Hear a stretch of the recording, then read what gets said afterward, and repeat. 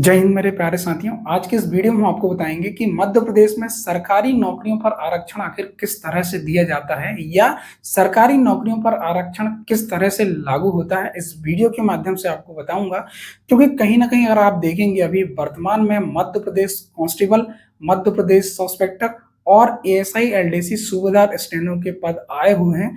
आखिर इसमें रिजर्वेशन किस तरह से देना है। रिजर्वेशन अगर आप देखेंगे कैटेगरीज वाइज रिजर्वेशन मिलेगा, और अगर आप देखेंगे हॉरिजॉन्टल विशेष तौर पर रिजर्वेशन की अगर मैं बात करूं, यहाँ पर आपको समझना जरूरी है कि 35% रिजर्वेशन महिलाओं को देना है और एक्स सर्विसमैन को 10% रिजर्वेशन देना है, होम गार्ड को 15% रिजर्वेशन देना है और मध्य प्रदेश इंस्पेक्टर की भर्तियों में जो भी पुलिस कर्मचारी हैं जिनकी सेवा काल जो है 6 साल की हो गई है, कहीं ना कहीं उनको 15% रिजर्वेशन यहाँ पर देना है। तो आखिर रिजर्वेशन किस तरह से आपको मिलेगा ये समझना बहुत जरूरी है, क्योंकि कहीं ना कहीं आप ये अगर समझ लेते तो फिर आपको समझ में आएगा कि किस तरह से आपको रिजर्वेशन मिलता है, फर्स्ट स्टेज में मिलना है या सेकंड स्टेज में आपको रिजर्वेशन मिलना है।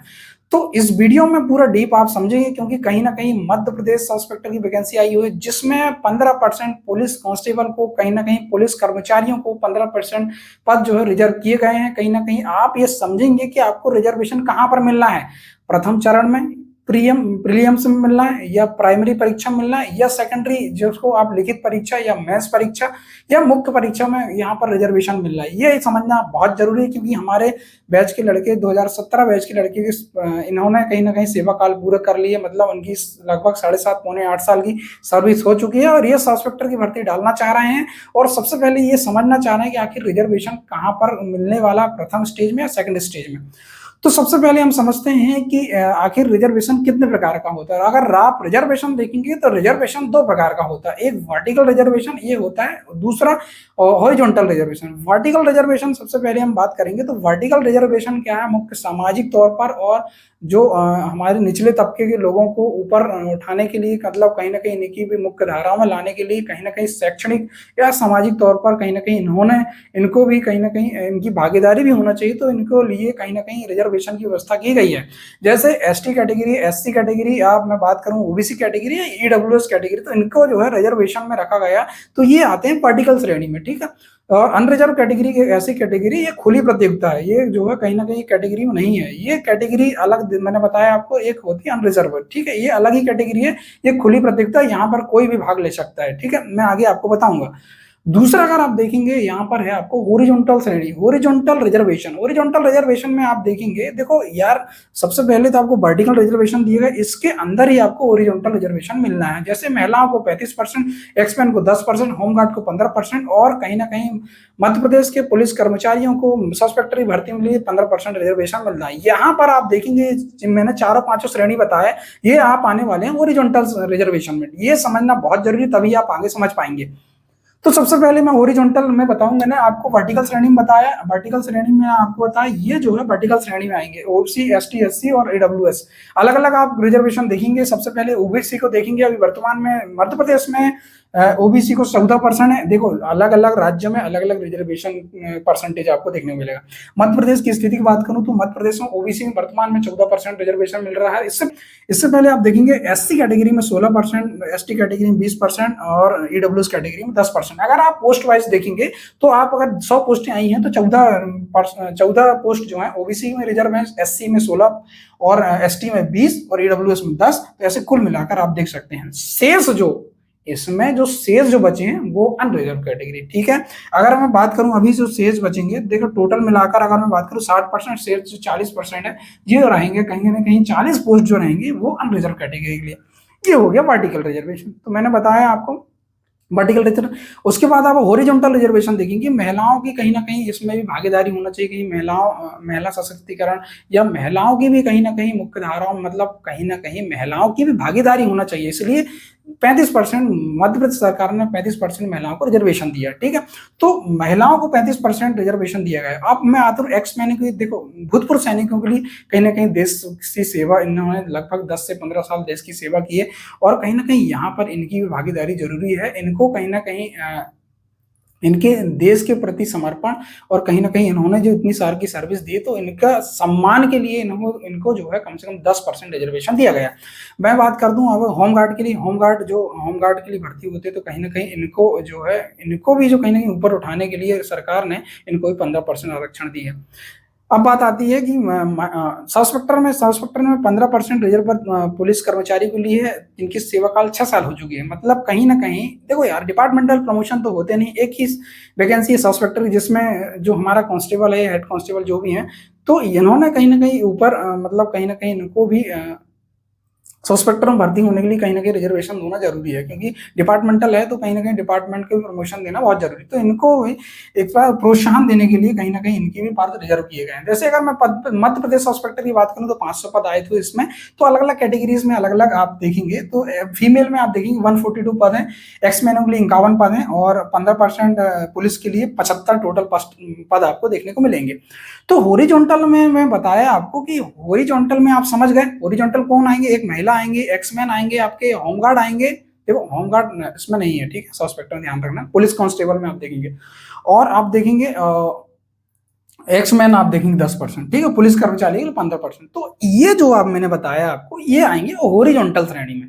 आप समझ गए, वर्टिकल श्रेणी में बताया मैं, ये सारी कैटेगरीज वाइज आएंगे वर्टिकल श्रेणी में, और हॉरिजॉन्टल श्रेणी, वर्टिकल श्रेणी से ही हॉरिजॉन्टल श्रेणी निकलती है, ध्यान रखना। क्योंकि अगर आप देखेंगे कोई भी भर्ती में अगर 100 पद आते हैं, तो आप मैंने बताया कि इतने जो पद रहते हैं 27 पद हो गए ओबीसी के, 16 एससी के, एसटी के 20, 10 ईडब्ल्यू, शेष जो पद पर अनरिजर्व कैटेगरी के, अनरिजर्व मतलब खुली प्रतियोगिता, यहाँ भी कोई भी भाग ले सकता है, ठीक है। तो वर्टिकल आप जो समझेंगे, तो वर्टिकल मतलब होता है भैया ऊर्ध्वाधर। आप अगर देखेंगे वर्टिकल श्रेणी में आप ऐसा जंप मार सकते हैं, मतलब ईडब्ल्यूएस कैटेगरी की वर्टिकल श्रेणी में भाग ले सकता है, ईडब्ल्यूएस का भी अनरिजर्व में भाग ले सकता है, एसटी एससी ओबीसी सारे के सारे लोग अनरिजर्व में आ सकते हैं, मतलब कहीं ना कहीं जंप मार सकते हैं।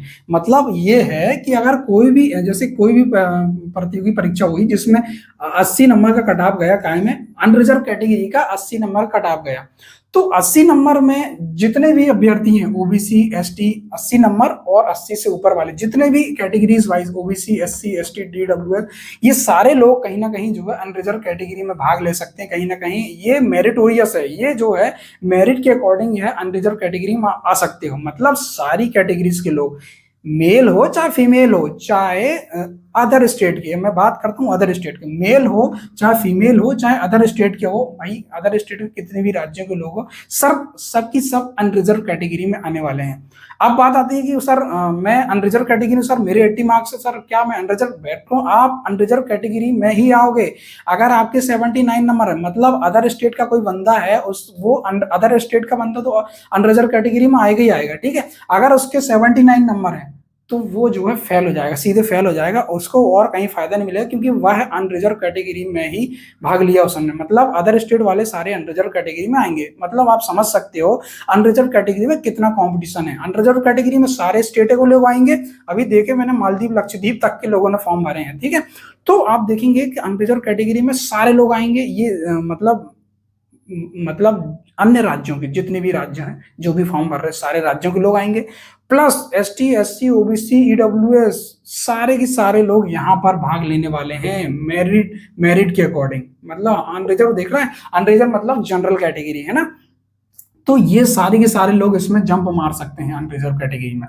तो ये मैंने बताया आपको, ये है वर्टिकल श्रेणी। और हॉरिजॉन्टल श्रेणी में बताया आपको जो है कहीं ना कहीं हॉरिजॉन्टल श्रेणी में अपने ही आप जो है अपने ही जैसे 35% पद महिला के लिए, मतलब आप सिर्फ और सिर्फ आपके 35% जो पद हैं सिर्फ महिलाओं के लिए, आप 35 से ज्यादा नहीं हो सकते। मतलब आप जो है कहीं ना कहीं हॉरिजॉन्टल श्रेणी में आप जंप नहीं कर सकते, आप अपनी ही कैटेगरी में रहोगे, आप जो है अपनी ही कैटेगरी में रहोगे, आप जंप नहीं मार पाओगे। अभी इसमें आप देख रहे थे वर्टिकल श्रेणी में आप जंप मार सकते थे, मतलब आप मेरिट के अकॉर्डिंग आप अनरिजर्व कैटेगरी में जंप मार सकते थे। बात ही आती कि सर क्या मैं ईडब्ल्यूएस में एसटी से मैं मतलब एसटी में आ सकता हूँ? नहीं, आप भाई अपनी ही कैटेगरी में आएंगे। मतलब आप मैंने बताया जो आप ओरिजेंटल श्रेणी जो है, मतलब आप अपनी ही कैटेगरी में आओगे, आप जो है जंप नहीं मारोगे, ठीक है, अपनी ही कैटेगरी में आप आओगे।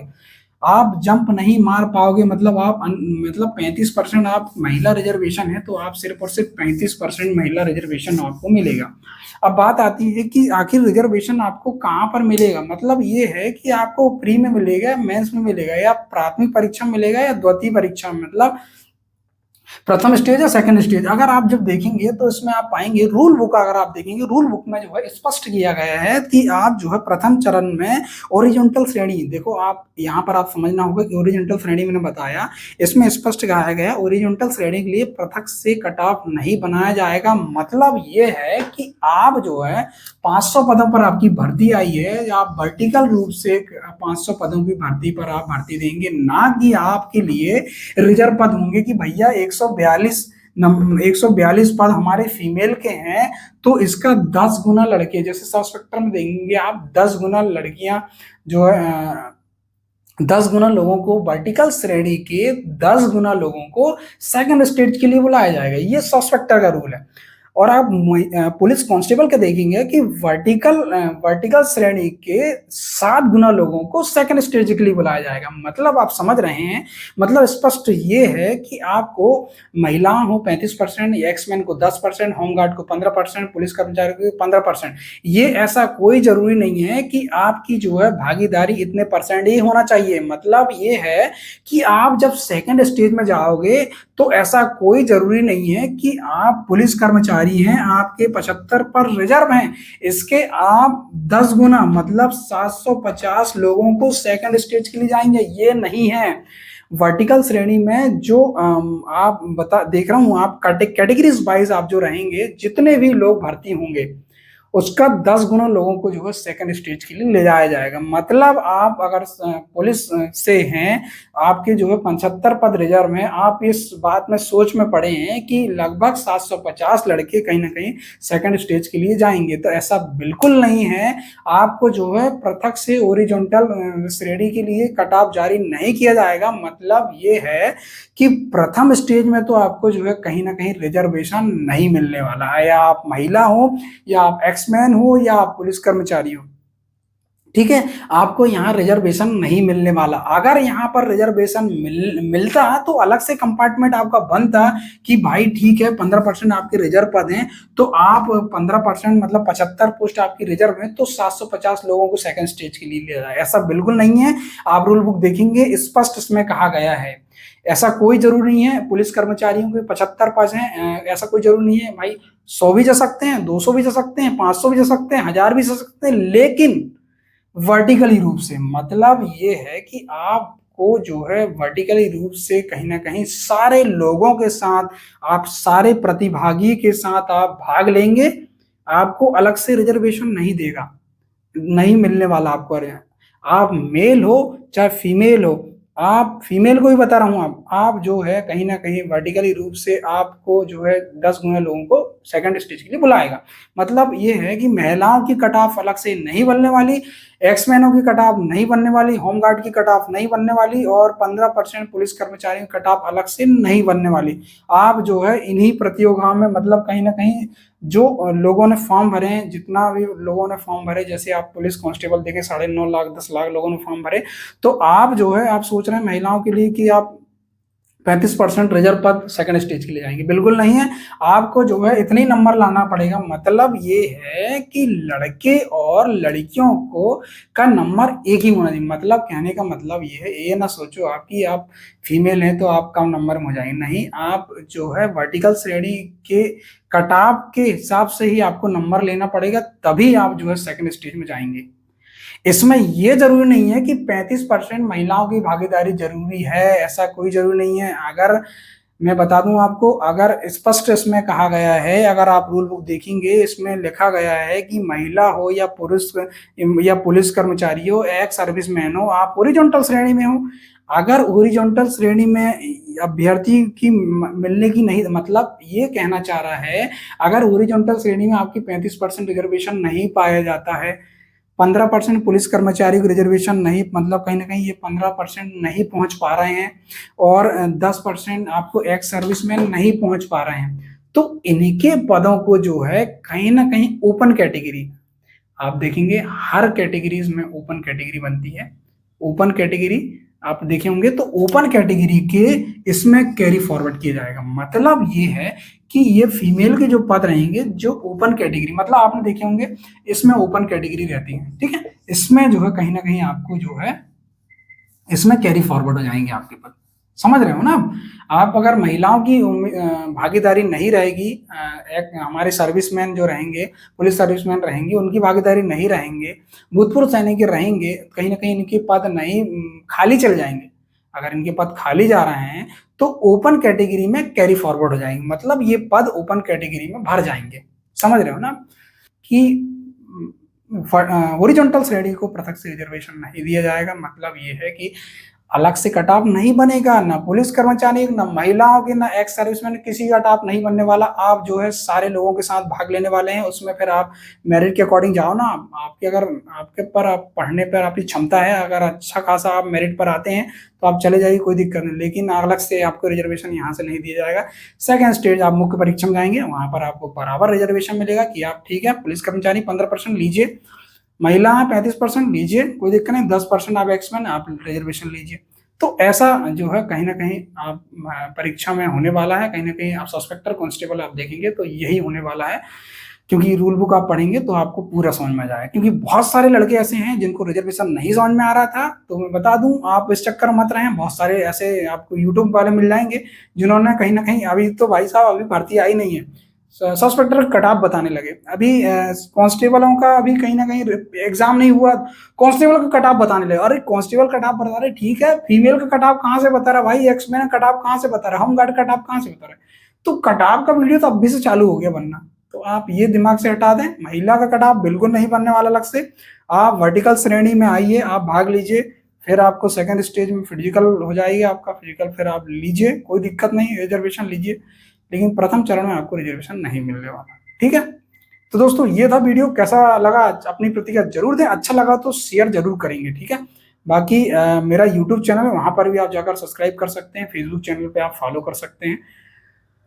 तो ये वीडियो कैसा लगा, अगर अच्छा लगा तो लाइक जरूर करेंगे। ठीक है, जय हिंद जय भारत।